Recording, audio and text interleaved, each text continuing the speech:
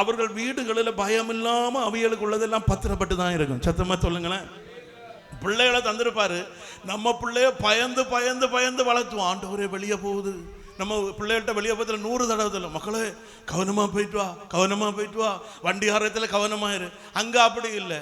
அங்கே நம்ம இப்படி சொல்லிட்டு வாரதர நிம்மதி இருக்காது, எப்போ வருவானோ என்னதான். அங்கே அப்படி இல்லை, செய்ய அநியாயம். அவன் என்னதான் 100ல் போனாலும் 108ல் போனாலும் அவனுக்கு ஒரு பாதிப்பும் வராது. சத்தமாக சொல்லுங்களேன். அங்கே ஒரு குழப்பம் வராது. யோபு அதுதான் வேதனையோட சொன்னார், ஆண்டவரே நான் உலகத்தில் துன்மார்க்கனை பார்க்க ஆண்டவரே, அவனுக்கு பொருள் எல்லாம் பத்திரமா இருக்கு, நான் கஷ்டப்பட்டு ஒன்றை வாங்கினேன், திடீர்னு கடத்தில் விழுந்தேன், வித்து போட வேண்டியது ஆகி போச்சுது. எத்தனை பேர் என்ன சொல்லுது, கஷ்டப்பட்டு ஆண்டவர்கிட்ட ஜோம் பண்ணி எத்தனை நாள் உபவாசம் பாஸ்டரும் எல்லாரும் ஜோம் பண்ணி ஒரு வீட்டை கட்டினேன், இப்போ அதையும் விற்க வேண்டிய நிலைமை வந்துட்டு. அவனை பாரு அநியாயமா வட்டி வாங்கி வீட்டுக்கு மேலே வீட்டை கட்டிக்கிட்டு இருக்கான். அவனை பாரு அநியாயமா இடத்துக்கு மேலே இடத்தை வாங்கிட்டு இருக்கான். கடந்த நாட்களில் ஒருத்தர்கிட்ட சொல்லும்போது சொன்னார், என்ன தெரியுமா, வெளிநாட்டில் இங்கேருந்து எத்தனையோ பேர் வேலைக்கு கூட்டிகிட்டு போய் அங்கே பார்த்தீங்கன்னா வேலைக்கு கூட்டிகிட்டு போய் ஒரு ஆளுக்கு சம்பளம் கொடுக்க கிடையாது. ஆனால் அவர் 2 மாதத்துக்கு அழகாக வீட்டுக்கு வந்துட்டு போயிடுவார். எல்லாரையும் வேலையை வாங்கிக்கிட்டு கொடுக்க கிடையாது, வந்துட்டு போவார். இங்கே வரும்போதெல்லாம் நீங்கள் பார்த்தீங்கன்னா ஒரு எஸ்டேட் வாங்குது, கொஞ்சம் ரப்பர் வாங்குது, கொஞ்சம் எல்லாம் வாங்கி கூட்டுது. அங்கே கிடக்கும் பாவம், அவனை வீட்டுக்கு வர முடியாமல் சண்டை போட்டு அங்கே கிடக்கு. ஆனால் அவரை பற்றி கடைசியில் சொல்லும்போது என்னட்ட, நம்ம சபையில் தான் யார் தானாவ இன்னைக்கு பிள்ளைகளையும் கலந்து எல்லாத்தையும் இழந்து சுகருக்கு மருந்தைக்க கூட்டிட்டு போக ஆள் இல்லாமல் சொத்து கிடக்கு, மற்ற நாள் சோறு இருக்கு, தின்னகு வாய் வேணுமே. சத்தமாக சொல்லுங்களேன். ஹல்லேலூயா.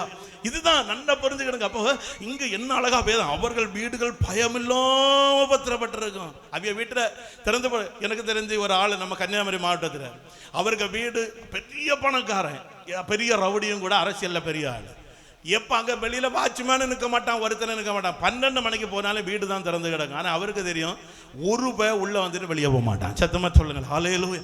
ஏன்னா ஒருத்தனை உள்ளே போகவே மாட்டான், தெரிஞ்சவன் போக மாட்டான். ஏன்னா வருஷங்களுக்கு முன்பு ராத்திரி ஒரு நாள் அவரை கொலை செய்ய வந்த இடத்துல மேலேருந்து யாருக்கு கீழே சாடனா அதனை சோழியை முடிச்சு விட்டான். அதுலேருந்து அந்த ஊருக்கே தெரியும் இவனை தப்பி தவறி முன்னாலையும் அடிக்க முடியாது, மேலோடி யாரும் சாடியும். ஆனால் அவனுக்கு ஆண்டவர் ஒரு காலத்தை நான் ஏன் இதை சொல்லுங்க, நம்ம இப்போ நினைப்போம் ஆண்டவர் ஜோமணி அவன் பிள்ளைய பாதுகாக்க போகுது வருது.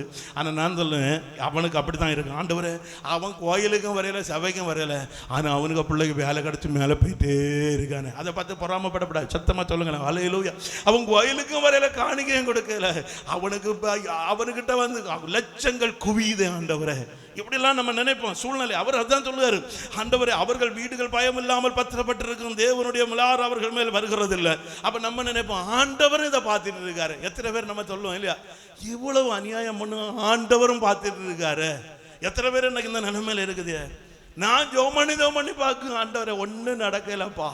ஆனால் பாருங்க ஆண்டவரை எப்பா எப்படி அவனுக்கு ஒரு குழப்பமும் இல்லை. அடுத்து அவர் சொல்லும் போதில் அவருமே வருகிறதில்லை, அவர்களை எரிது பொழிந்தால் வீணாய் போகாது, ஆடு மாடு குட்டி போட்டா கூட வீணா போகல, நல்ல குட்டி அவனுக்கு கிடைக்குது. சத்தமாக சொல்லுங்களேன்.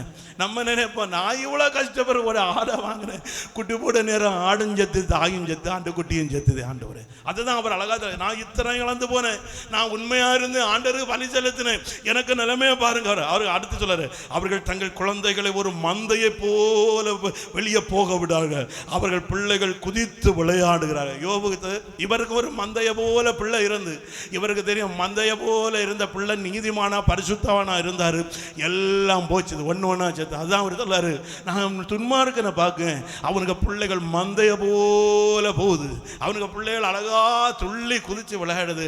இப்ப யோபு பார்க்க ஆள் என்னதுல, நீதிமானா இருந்தியே, எனக்கு ஏதோ ஒரு பிள்ளை ஒரு வசனம் சொல்லி இல்லையா, ஆண்டவர் அவனை காப்பாற்றட்டும், ஆண்டவரை நம்பி இருந்தானே. அதே போல யோபை பார்த்து அங்க சுத்தி இருக்க கேட்பவ, நீ பலி செலுத்தினியே, ஆண்டவருக்கு உண்மை உத்தமன்னு சொன்னியே, நீ ஆண்டவருக்கு பிள்ளைன்னு சொன்னியே, பாரு உனக்கு பிள்ளை சத்து, இங்க பாரு நாங்க கூட்டம் கூட்டமா போறோம்.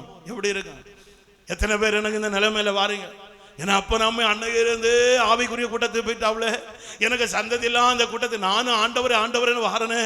ஆனா இந்த கூட்டம் வேண்டாம், ஆண்டவர் வேண்டாம், இயேசுநாதர் வேண்டானதெல்லாம் அவன் குதிச்சு துள்ளி, உனக்கு கடன் வேணுமான்னு அவன் எனக்கு தாரானே. ஆண்டவரே எனக்கு நீயோ என்றால் கடன் வாங்காதிருப்பா, எனக்கு ஜாதி எல்லாம் வார்த்தை தானே ஆண்டவரே. அப்படி நம்ம மனசுக்குள்ள நினைக்கலாம். இங்க அவர் சொல்லுவாரு, அவனுக்கு பிள்ளைகள் மந்தைய போல அப்படி துள்ளி பாடிட்டு போறாங்களே, வேதனை. நான் உண்மையா இருந்த என் பிள்ளைகளை நான் இழந்து போனேன். அடுத்து அவர் சொல்லுவார் பாருங்க, அவர்கள் செல்வவான்கள். அடுத்தது அவர்கள் 12ஆம் வசனம் சொல்லுது, அவர்கள் தம்புரையும் சுரமண்டலத்தையும் எடுத்து பாடி கிண்ணறத்தின் ஓசையினால் சந்தோஷப்படுகிறார்களே. சத்தமா சொல்லுங்களேன் ஆமென். துன்மார்க்கர் குறித்து சொல்லுறாரு, எனக்கு பிள்ளையெல்லாம் இறந்துனாங்க, துக்கத்துல இருக்கு. ஆனா அவன் தம்புரு வீணையெல்லாம் எடுத்து பாடி அங்க ஒரே டான்ஸும் கொண்டாட்டமுமா இருக்கு. நானும் துக்கத்துக்குள்ள. எத்தனை பேர் எனக்கு இந்த நிலைமையில இருக்கிறீங்க? ஆண்டவரை என்ன அநியாயம் செய்துகிட்டு டைரி அவன் கோழி அரைச்சி இருந்தது எனக்கு முன்னே நான் யார் தெரியுமா நெஞ்ச விரிச்சிட்டு போறேன். ஆண்டவரே, எத்தனை பேர் இந்த வேதனை நடுவில் இருக்கிறீங்க?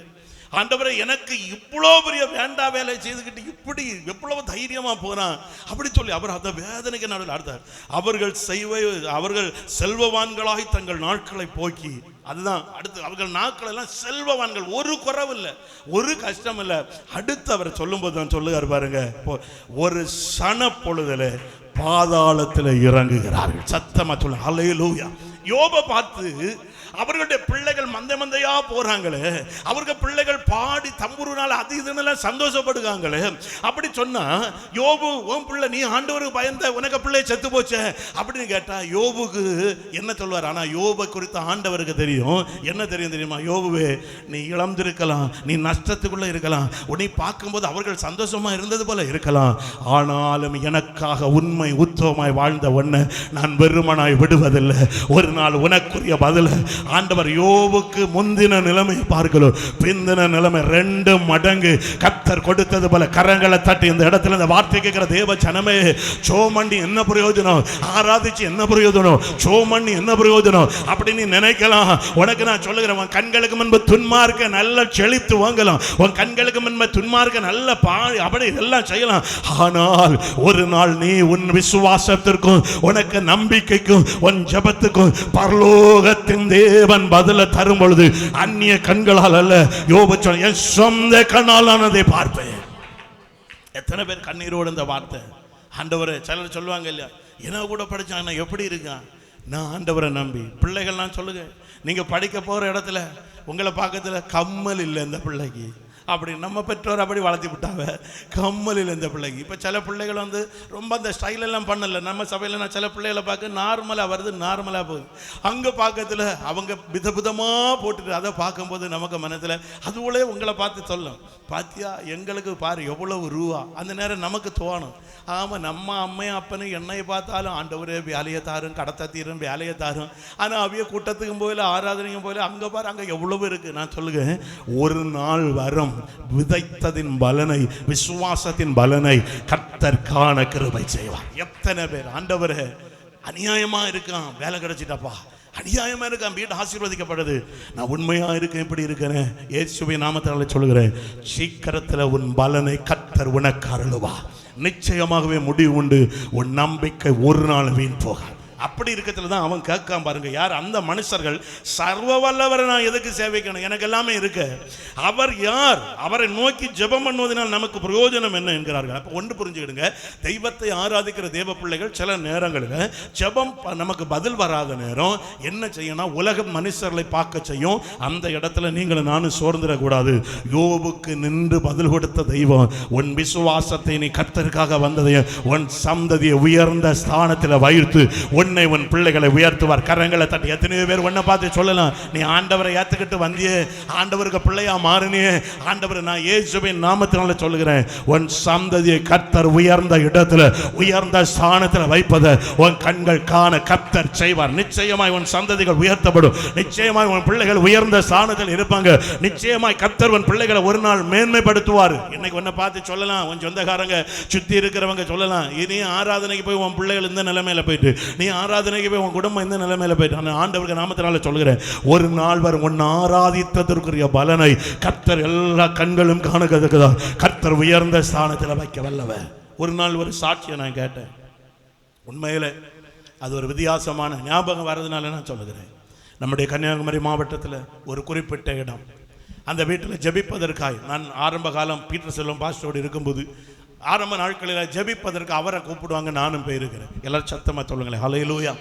ஆனால் அந்த வீட்டில் நீங்கள் பார்த்தீங்கன்னா, நாங்கள் ஜெபிக்க போகிற வீட்டில் ரொம்ப கஷ்டமான குடும்பம், ஆனால் பெரிய பணக்கார குடும்பத்திலிருந்து இந்த மகள் ஆண்டவரை ஏற்றுக்கொண்டு ஒரு குறிப்பிட்ட ஆவிக்குரிய சபைக்கு போகுது. ஆனால் ரொம்ப கஷ்டமான குடும்பம், ஊழியக்காரங்க வருவாங்க, ஜெபிப்பாங்க, நான் இந்த பாஸ்டர் கூட அடிக்கடி அங்கே போயிருக்கிறேன்.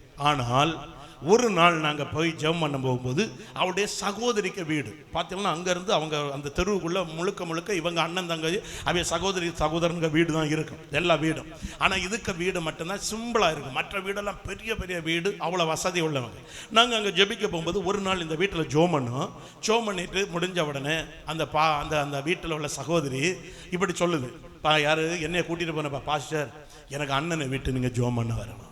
அதனால் இவர் கேட்காரு, எதுக்கு அங்கே ஏற்ற மாட்டாவில், நாங்கள் இங்கே வாரதுக்கே அவைய நிறைய பிரச்சனை. இல்லை பாஸ்டர், எங்கள் அண்ணன் வீட்டுக்கு நீங்கள் கட்டாயம் ஜெபம் பண்ண வரணும், நீங்கள் வந்தால் உங்களை கூட்டிகிட்டு வரணும்னு சொல்லி அவர் நிம்மதி இல்லாமல் இருக்கார். என்ன சூழ்நிலை அப்படின்னு சொல்லிட்டு அது அவருக்கு மகளை திருமணம் பண்ணி கொடுத்தாரு. திருமணம் பண்ணி கொடுத்த இடத்துல அந்த மருமகன் மரித்து போனான். அதனால இன்னைக்கு அந்த பிள்ளை வீட்டில் வந்துருக்கு, நொந்து போய் இருக்கிறாங்க, நீங்கள் வாருங்க அப்படின்னு. உடனே நாங்கள் இங்கேருந்து அங்கே போனோம். அந்த வீட்டுக்கிட்ட நாங்கள் போனாலே இந்த பாஸ்டர் எல்லாம் அங்கே போகும்போதே ஏற்றிக்கிட மாட்டாவே, அவங்க வெறுப்பா பாப்பா. நாங்கள் போகும்போது இருந்து அப்படி வாங்க பாஸ்டர், அப்படி தாடியெல்லாம் வளர்த்துன நிலைமையில் உட்காந்துருக்காரு. வீட்டுக்குள்ளே போனோம். போய் பேசிகிட்டு இருக்கும்போது ஜெபிக்க கண்களிலிருந்து அவருக்கு கண்ணீராக வடியுது. அவருக்கு மனைவியும் ஏங்கி அழுது, அப்படியே சமாதானம் இல்லாமல் இருக்கிறாங்க. அப்படி ஜெபம் பண்ணி முடிஞ்ச பிறகு அந்த அம்மா சொல்லிச்சு பாருங்க, பாஸ்டர் பணம் இருக்குது, புகழ் இருக்குது, எல்லாம் இருக்குது, ஒரு நாள் இத்தனை ரப்பர் சீட் எங்களுக்கு வருது, ஒன்றுமே இல்லை அவளுக்கு வீட்டில். யார் அவருக்கு சகோதரி எங்களை கூட்டிகிட்டு போனா இல்லையா, ஒன்றுமே இல்லை அவளுக்கு வீட்டில், அவளுக்கு பணம் இல்லை, ஒன்றும் இல்லை. இன்னைக்கு அவளுக்கு பிள்ளை ஒரு சாதாரணப்பட்ட ஒருத்தனுக்கு கல்யாணம் பண்ணி கொடுத்தாலும் நிம்மதியாக இருக்கிறாங்க. சத்தமாக சொல்ல ஹல்லேலூயா. எனக்கு இன்னைக்கு இப்போ அது ஞாபகம் பாரு, நிம்மதியாக இருக்காங்க பாஷா. அடுத்த வார்த்தை அது சொல்லுச்சு பாருங்க, ஒரு வார்த்தை, அவங்களுக்கு பணம் இருக்கோ என்ன இருக்கோ பாஷா, அவளுக்குன்னு ஒரு மருமகன் ஆண்டவர் கொடுத்துருக்காரு.